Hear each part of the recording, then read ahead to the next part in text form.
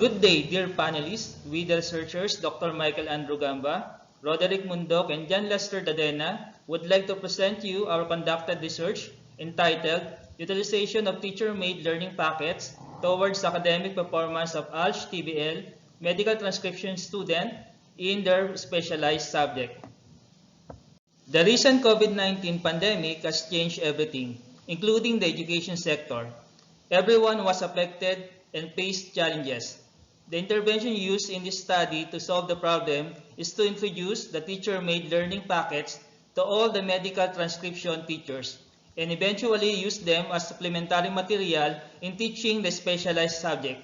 The mere existence of this study is to provide a solution for the lack of modules for medical transcription students.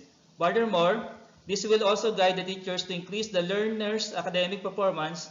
Finally, it will help the learners to pursue TESDA National Certification in Medical Transcription.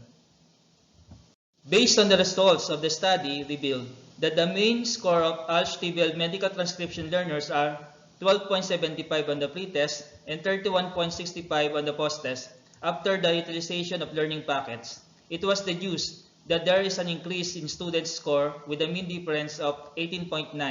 This shows that there was a significant difference between the mean scores of ALS-TBL medical transcription learners before and after the utilization of teacher-made medical transcription learning packets.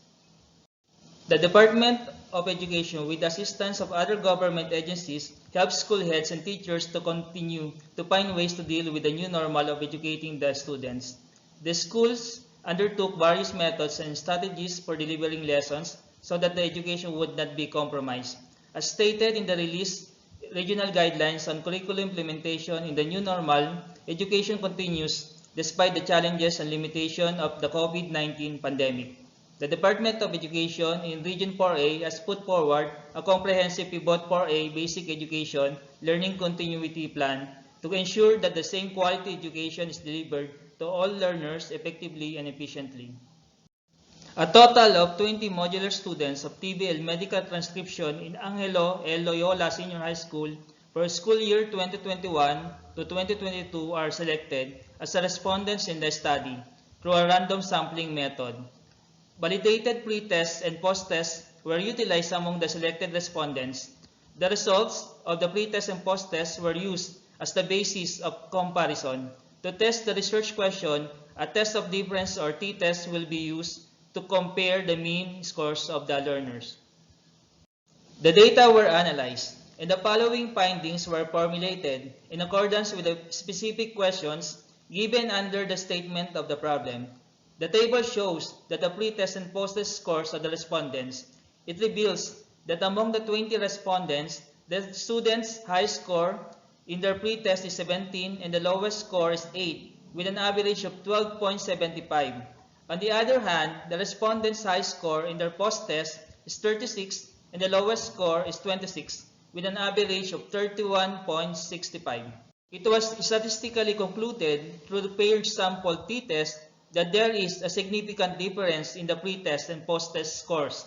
Since the computed t-value, which is 0.001, is less than the critical value of 1.729 at a significance level of 0.05. The goal of this study is to provide solution for the lack of modules for medical transcription students. Furthermore, this will also help the teachers increase the learners' academic performance. Finally, it will help the learners to pursue TESDA National Certification in Medical Transcription. Based on the findings of this study, the following conclusions were drawn. There was an increase in student scores with a mean difference of 18.9 after the administration of the medical transcription and C2 learning packets. It was concluded through paired sample t-test that there is a significant difference in the pre-test and post-test scores, which revealed the effectiveness of the medical transcription learning packets. Based on the facts revealed in the study, the researchers recommend the following to provide learning packets to support the needs of medical transcription learners for written modules which they can utilize.